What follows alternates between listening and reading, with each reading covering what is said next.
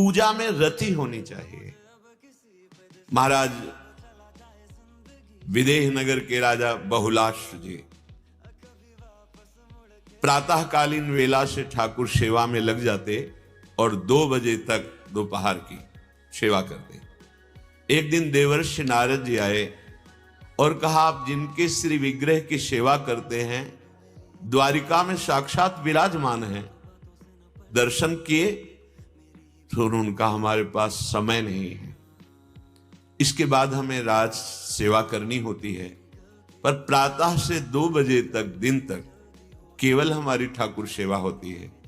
तो उन्होंने कहा, जिनकी सेवा कर रहे एक बार तो आप द्वारिकापुरी जाओ और दर्शन करो। कहा, जैसी आपकी आज्ञा। प्रातः काल हुआ, सारथी से कहा, रथ सजा कर तैयार करो, हम पूजा करके फिर चलेंगे भगवान के दर्शन करने द्वारिकापुरी। ऐसा ही हुआ, रथ सजा दिया।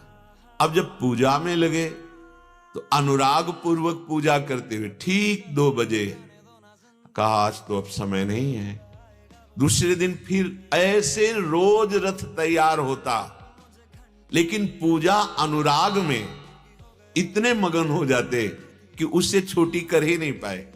ठीक 2 बजे संपन्न होती फिर राजकाज। तो जानते हो क्या हुआ इस पूजा का परिणाम?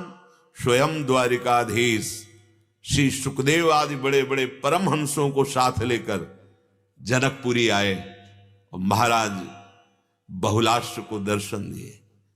ये इतना हमें प्रभु से अपनापन हो जाए, उनकी सेवा में इतना अनुराग हो जाए कि हमें और कुछ सुहाई न दे, बस भगवत प्राप्ति हो जाएगी।